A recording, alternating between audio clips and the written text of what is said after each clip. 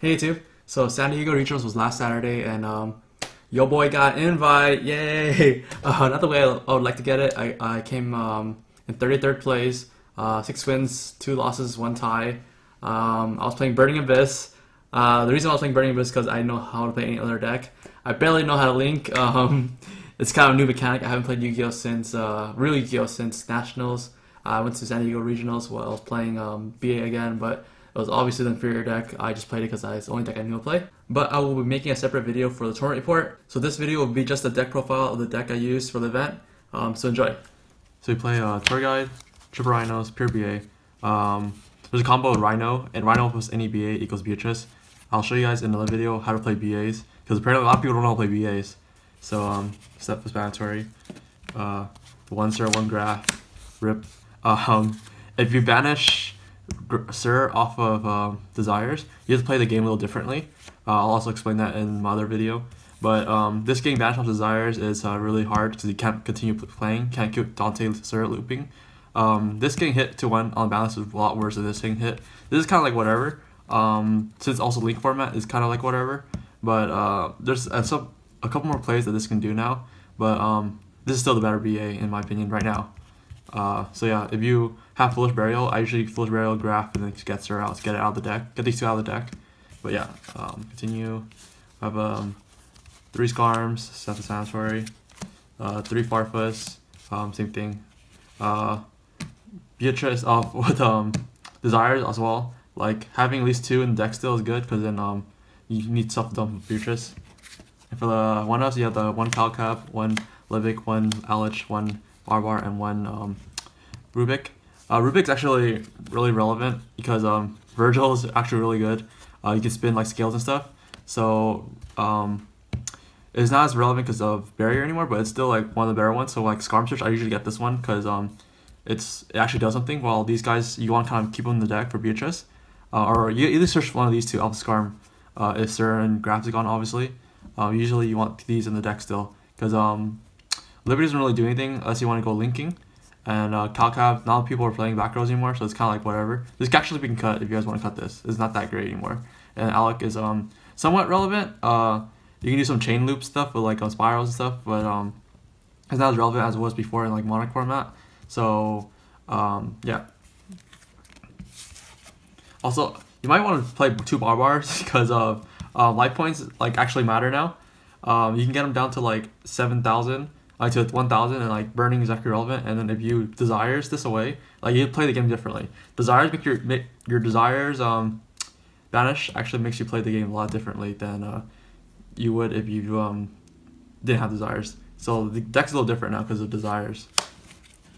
For the hand traps we play 2 Ash, 2 Ogre, and 3 Veiler. Johnny sold my Ashes right before the event, so I had to get new ones. So the reason why we're only playing 2 Ashes and 2 Ogres, not because we can't afford the 3 Ashes and 3 Ogres, is because of Ash isn't as good against Pendulum. You don't really want to Ash and Electromite, and there's not a lot of cards to Ash. Like the only cards in Pendulum you want to Ash is like Shrine, which is like okay, Shrine, Foolish Burial, Desires, and Pendulum Call. So that's all like extender +1 cards for them, or searching cards. So Ash not good. Ogre is better in Pendulum. We actually want to get the 3rd Ogre, but we couldn't find space. So you can actually cut like one of the BAs to play a 3rd Ogre. But Ogre is really good against like Diagram, Electromite, because when they dump, they just they activate the dump usually like on Electromite and then use Ogre them, and then they have to play like differently now. Like they use 2 more materials. So usually Ogre, like the first Electromite, Vortex Dragon shouldn't come out. But you know they have a super god hand, then it doesn't really matter. Ogre is also really good against big monsters that active effects, because your deck can't get over anything over 2,500. And there's an extra deck card I want to change in the deck, so I'll talk about it later. And 3 Veilers. This is the 3 up out of all of these guys because it's not once per turn. It's really relevant that's not once per turn because like you can Veil Electromite and then you can Veil something else, versus like Ash and Ogre is only once per turn. And like Veiler also hurts the 60 card bullshit deck. Like you can Veiler like their Predator Plant cards or their Lone Fires or their Unizombies. Like there's a lot of cards that Veiler can hit on the 6 card bullshit deck that you know is really relevant. It hurts invoked as well. You hit the Alistair and pretty much end the turn if they don't have a invocation already. But yeah, the other's probably the best. And then we're also playing 2 BLSs, so the Veiler is even more relevant because you need light food, and Ogre too. So the 2 BLSs is the reason why I play is because it's spot removal, and also it's over 3,000. It can get rid of stuff. Our deck can't get over anything over 3,000 because Beatrice is only 25 and Dante's only 25 and Big Dante's 28, but you know True Draco, their best race is 29.50, so Big Dante can't run it over. But yeah, BLS is like it adds the OTK factor to it. There's a combo with this as well.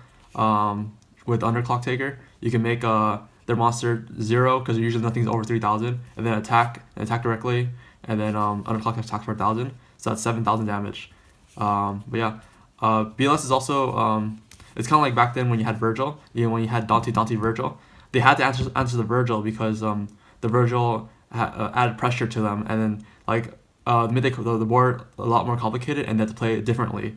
So same thing with BLS. BLS is like a Virgil, where if you don't get rid of this, they're gonna banish something on the board, and it adds pressure to them, and then it makes them have to get rid of this. Like they have to play the whole turn, try and get rid of this before they can play like they're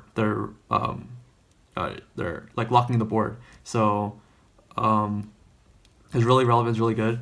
Sometimes you side out one going second because you want siding cards, and like you don't want a brick just going first. So sometimes you side out one out, depending on what you play against, because sometimes there's side cards that are a lot better than like a BLS being a power card. So yeah, usually this is a side out. So that's it for those monsters. That's 26 monsters. The deck's 41 cards if I didn't say it earlier. For spells, you play the 3 Desires. Have to play 3. No, can't really explain that. Next is 3 Twin Twisters. It is really good against Pendulum because usually they pen call and then it's locked for the turn, right? But then you clear their board and you Twin Twister them on their next turn when pen call fizzles out, and that's pretty much it. Like they have 1 card in hand and you can't really do anything with 1 card, and you pretty much win from there. Yeah, Twin Twisters are also good against True Draco. Even though traps aren't as relevant anymore, Twin Twister still is a good card just to throw cards out. I like it. Next is the Monster Reborn. I don't know how I feel about this card. Like, you thought when it came off ban list, like, oh, this card's hella broken, but I don't know. It never, like, made it seem like, oh, it's so game breaking, you know? Like, anything people, like, Monster Reborn my BLS and, like, I'll lose like that. So I don't know how I feel like this card. I think it should just go back to ban and, like, we should just forget it ever came back. Because I feel like I'm losing more with this than I'm winning with it. Like, I really never Monster Reborn my own BLS and attack for a game or anything like that. Yeah, it's a 1-off too, and it seems to always get banished from Desires too, so I don't know. Probably need more testing with this, but in theory, it's like a broken card, right? Like, you get anything you want. Foolish Burial. This usually gets ashed for some reason because they think you're playing Pendulum when you first turn Foolish, and then it's just ash, so then you can play Desires or whatever. Against Pendulum, it is correct to ash the Dragon Shrine and the Foolish Burial, because if you don't do that, they bring out that Dragon guy, and that's like a Super Stratos, and it gets like the whole engine rolling. Yeah, so it's correct to ash this in Pendulum, because then you can't really ash anything else. And then last card, Soul Charge. I don't know how good this card is. I played it like once or twice in testing, but in main event, I didn't like play this. Like I would side it out, or I always get desired away, or I would win without using this card. This card's really, really good. When we were testing it, you can make a Saryuja for 4 BAs. You make like a Rhino, Dante, Sir, and something else, and then like you make Saryuja, and then like it's a plus like 6 or something like that, because you draw 4, that's plus 1, because you put 3 back, that's plus 1, and Dante gets your card back, and then Sir gets you the Dante back, and then the Rhino dumps Skarm, and that's like a plus 4, so it's pretty broken. Top of that, like you can rearrange your hand, so sometimes you don't want BAs, you want more traps, so yeah, it's pretty good to make Saryuja, and also makes your guys 500 stronger, so kind of relevant. So, but I don't know how good this card is, guys. I didn't do it in the main event. It's always it's also a side out card too. You always want, there's better cards than this one during the when you game 2 and 3, because this is like kind of like extender. So that's it for the spells. That's 9 spells. For the traps, we run 6. We run triple strike and triple torrential. This is a last minute add-in. We were playing instead of this. I think we were playing the third Ash, third Ogre, and Reaper. But then we took the Reaper, put one Torrential in. We're like, oh, this card's hella broken, dude. And then we added another, we took the Ash out and we played the second Torrential. Oh my god, it's hella broken. And then we took the last Ogre and played third Torrential. So this card's like super, super amazing. It was kind of like Calvin Tahan's build where he played in the ABC build. He played triple Torrential because your cards float and their cards don't. And they don't see this coming. Like I was playing against Pendulum players and they'll have a set card and think it's like nothing, and then they'll Pendulum like for 4 with two of the cards being in their hand, and then like a Scale and an Electromine or whatever, and then you Torrential them and like they have no hand now. They have like 1 card in hand because of they got it off of like another card or something like that. Like people don't respect the Torrential, and they wish to end their turn. And this hurts like True Draco as well because they only leave 1 monster on the board at a time, and you have to clear it because if you don't, like they keep getting advantage during your turn. So yeah, it's I don't know, I don't explain it. It's really good. And then paired up with Strike, you can Torrential a Strike their Odd Eyes Vortex Dragon. That's pretty much a combo that Calvin Tahan was saying. You can Torrential and like Strike anything that would try to negate the Torrential, and they'll board wipe because then under like Vortex Dragon or those cards on Naruto stuff like that, they think that they're protected, so they play like super free. But then they get punished because then they don't see this coming. But other than that, the strikes, in my opinion, they were super underwhelming because of my matchups. I play like 4 True Draco, and these cards are complete ass. Like this and Veiler are so bad against True Draco. Like you would think like, oh, you can strike like their guy, but like usually they would tribute like the spell and then just pop the trap. So like you can't really strike them because you know it's popped. It's not chainable like Torrential. So Torrential is better than Strike. I would probably cut this for a spot removal card like a Bottomless or a Karma Cut, something that's spot removal like instant out or something. Because like I said earlier, your deck can't deal anything over 2,500 or 2,800, I guess.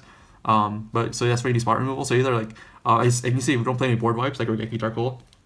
So maybe cut 1 or 2 for Regeki Dark Hole or something like that. Because this card was like super underwhelming. I don't know how good this card was. I mean, it was good. It was kind of good against Pendulum, but like everything that Strike would have done, Torrential would have done as well. Also, this card a little bit better than Pendulum than this card because Black Fang or I think it's Black Fang because this sends the cards to the extra deck. Well, this sends to the grave, so Black Fang has a target to get it back. But Strike beats Electromite, or Strike beats Exceeds as well. Oh, Torrential I guess does too. I don't know. Strike wasn't that great. I don't know. Maybe I need more testing with this. But yeah. So that's 6 traps. So that's it for the main. Go on to the side deck. Played 3 Reapers. This was in the main at one point, but then like we noticed that you're not gonna be playing 100% Pendulum, and even if you hit the Electromite, they still can play like cause they play what was it, Underclock Taker or Zephyr guy, so they can still play under it. It slows them down a little bit, but they can still play. I would say like 70% of times when you hit this against a Pendulum, you would win, but you know they can still play. It's really bad against obviously Diagram card True Draco deck. It's really bad against 60 card bullshit because you don't play Minerva in your extra deck. It's really bad against Invoked because I don't play Macabre, which I should. So maybe it'll be the main after you have Macabre in the extra. I think that's one of the mistakes I have is not having Macabre in the extra. We'll talk about that when we get in the extra deck. But yeah, it's side deck worthy though. So yeah. The next 2 is 2 Lantias. This is for the Invoked matchup. So in theory, it was good. I drew it once against Invoked, and I was watching videos. People were like, "Oh, this is so good. You play this and they end their turn." It's true, they end their turn, but like if you can't clear their board or OTK them, it's bad. So in my deck, it's not that great because I can't OTK in BA as like back then. Where I think Calvin Tahan played this and he was playing in ABC, and you can OTK in ABC. Getting a turn back in ABC is really good, and in BA is more about pacing yourself. So this card wasn't that great because I would end their turn and then next turn they'll just do the same thing because then they probably drew another Eruption, or they drew another Alistair. So in theory, it would have been good, but it's not good enough. Jonathan was playing Chaos Hunter. Jonathan's the one who made the deck. Chaos Hunter, he said it was good against 60 card bullshit. This card's not good against 60 card bullshit because you're kind of like don't really know when to play it. I guess you have to shotgun it on their turn, and they can still play a little bit because of they just synchro and stuff. Chaos Hunter is also really bad against Invoked. Chaos Hunter comes out after you Invocation, so it's really dead. I think we would change this to Vanity's Fiend. We're talking about it during the card ride back, because it gets invoked. They don't play board wipes or anything that clears monsters, and their biggest monster is Alistair, with 1,000 attack. Vanity's Fiend, like, they summon Vanity's Fiend, and technically you should win. I don't see why you wouldn't. Also, they're playing Mech Knight inversion of it. They super lose because you can't summon the Mech Knights. Vanity's Fiend also hits the 60 card bullshit deck too. You summon Vanity's Fiend, and then you can't really clear it because they don't play war wipes, or if they do because it's 60 cards. But the Regeki out of 60 cards is really hard to draw. I think this would be Vanity's Fiend. I gotta test it more though. Next is the Kaiju package. True Draco is a deck. Iwano is a card. So you would shotgun Beatrice to throws away because they summon Wano, and then like you fucking lose. You summon Wano, and then they set a trap, and then they sacrifice, and then like your Beatrice gets blown up, and you get nothing. Usually as like a Dante Sir and Beatrice, you lose all three of that. It's kind of ridiculous. So yeah, that's what you would get. So you would actually detach a Dante, and then get back a card, and then send this. So at least the Wano you is not that bad. But I don't think making Beatrice against that deck is correct. We'll talk about that when I make my other video about how to play BA. But yeah, you need to play this for that deck. I don't know how I feel about this, playing this against for Invoked, because Makaba is a card, but I don't know, it's difficult. So yeah, that's the Kaiju package. Ready? Problem cards. Next is 3 Galaxy Cyclone. Sorry, I always call this Galaxy Cyclone for some reason, but yeah, I call it Cyclone. It's really good against True Draco. Usually you side out these 3 for the Twin Twisters. Side out Twin Twisters for these 3. Or you keep them in, so that you have 6 card removals. I kept them in against going second against True Draco, and he really couldn't do anything. I kept like Twin Twister, and then Cyclone, Twin Twister, Cyclone, and then I was like, oh, I ran out of diagrams, so you can't really play anymore. So yeah, it's also good to get invoked. Actually, I don't know how good it gets invoked. Back then, you would swap Twin Twister out just for these, but invoked, I think they play 2 invocations now because they're playing like Mech Knights. So, or I don't know, 2 or 3, also because of desires. But I think they play 2 or 3 because of desires. So like this isn't as great anymore, because back then they used to play just 1, and you hit the you just hit the 1, and then like that's it. They can't play anymore, or they hit the 2. But yeah, I don't know. I didn't get a guys Cosmic Cycle on any Invoke players today. And yeah, and the last 3 cards is 3 Evenleafs. They're in sleeves because I gotta return them to the shop. This is like your only out to True Draco, because they like demise. The Holy Trinity is like duality into desires into demise. It's like, oh my god, like too much advantage. Like they'll like have 4 card set, a diagram, and like a masterpiece or whatever. So you would like you have to have evenly for that. Like if you don't, like you pretty much lose. I think without this card, like demise is too OP. There's a combo with this too against True Draco Masterpiece, because this affects the player, not the card. So even if that masterpiece is tributed with the trap, you can still evenly match it. So you would evenly match and then chain Twin Twister, targeting Twin Twister, and evenly match. So Twin Twister resolves first, hitting these 2 cards, and then so now you have 0 cards on the board, and then evenly match resolves, and then you have to get rid of the whole board because you have 0 cards. Evenly match says that reduce the amount of cards to how many cards you have. So when you play this, you're at 1, right? So yeah, Twin Twister make it 0. Yeah, evenly match is really good. So that's it for the side. Next is the extra deck. Self-explanatory. Play the 3 Dante, the 1 Beatrice, Super Dante, and then Virgil. Yeah, can't really discuss this. Only discusses this being at 3. I don't know. I summoned 2. You can cut this. Like maybe you can cut this. The extra deck's really tight because of Reaper, but maybe you can cut this. I don't know. I didn't make the Rotundity all weekend though. So that's 6 cards. Play the 2 Break Sword. Is relevant as well for the Soul Charge as well. You can like put 2 cards together, Break Sword, the Dante, and then or Break Sword itself, and then make another Break Sword, and then pop something else. Really relevant for the Pendulum matchup because you won't get rid of their scales, so they can't really play anymore. Yeah, I can't really say anything about this. Yeah, this is diagram as well. Just spot removal. It's like our diamond arrow. You can cut 1 too. You need more room extra. You can cut 1, but I like to. Next we play DD Darius. This is our out to Borreload. Borreload's like super hard to out in this deck. We don't play Regeki or Dark Hole or any of the board wipes or spot removals, and it's unaffected by monster effects, so you can't Farfoot it. And the biggest monster in our deck is 2800, and you can't Acid Golem because they'll make it lower by 500, so it's a 25. So yeah, these are out to do Borreload. What it does is that when it attacks, you detach a card and then you blow up their monster, and then they lose 500. So usually but you still take the damage difference. So Borreload's at 3000, and this is usually at 14 because they'll lower it by 500. So 19 plus 5 minus 5 is 14, and then you take 1600 damage, but you get rid of Borreload. You also might want to bump this too. It's an interesting discussion because it's actually like really good because it gets out. You can get rid of anything. Yeah, that's it for Darius. Next is Ground Pulse. You still gotta play the Ground Pulse, get rid of scales and like diagram stuff. 2000 booty, pretty good. Yeah, and it's instant detach for like Farfetting, attack for 1800. If you're like, yeah, Reaper, if your Dante got Reaper for whatever reason, you're playing a BA mirror match. Yeah. Next is Underclock Taker. This card's so good. It makes Beatrice with Rhino plus any other BA. The BLS combo. This card's like probably the best card of the set. This needs to be ultimate rare in the next OTS pack. It's so good. Yeah, so many combos with this. Next is Saryuja. This is not a Reaper target. This is actually in your deck. Sometimes you gotta make this to like draw 4 and like try to draw traps or hand traps.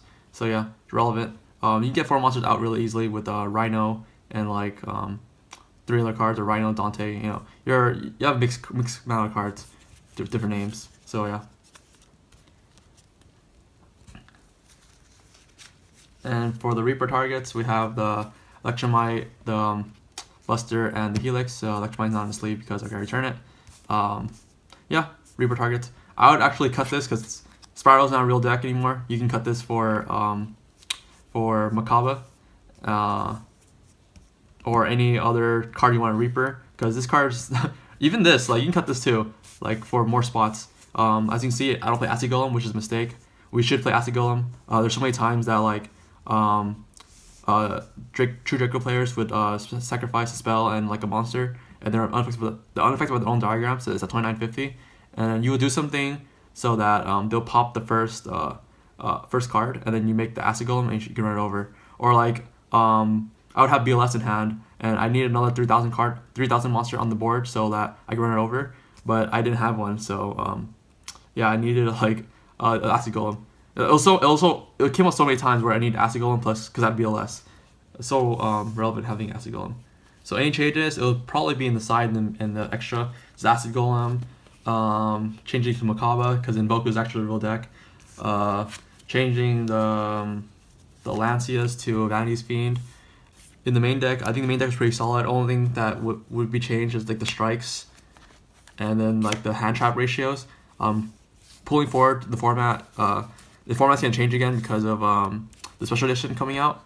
The special edition is gonna have that card that banish. It's like a super DD Crow, and like it stops hand traps. Like if you guys don't know what it does, it's like you banish a card in the grave, and then for the rest of the turn, so your turn again, no one can activate that card, or it's negated. So like since Veiler, let's say Veiler, use Veiler or something, and it goes to the grave, right? You could chain that trap card, that spell card, and then Veiler gets banished, and then Veiler is negated until your turn again. So yeah, it's really relevant because like they can banish your Sir, and they can banish your Graphs and Dantes, so they don't get effect.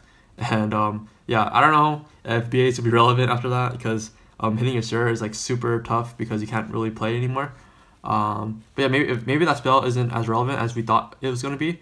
I think it's going to be a 3 of them in every deck, to be honest. But yeah, if that card isn't as relevant as we thought it was going to be, then BA might be still playable. But yeah, Strike probably change to some spot removal of some type. We're thinking about running Crush Card Virus on the side, just because it hits everything in True Draco. But yeah, I don't know. Karmika kind of does the same thing.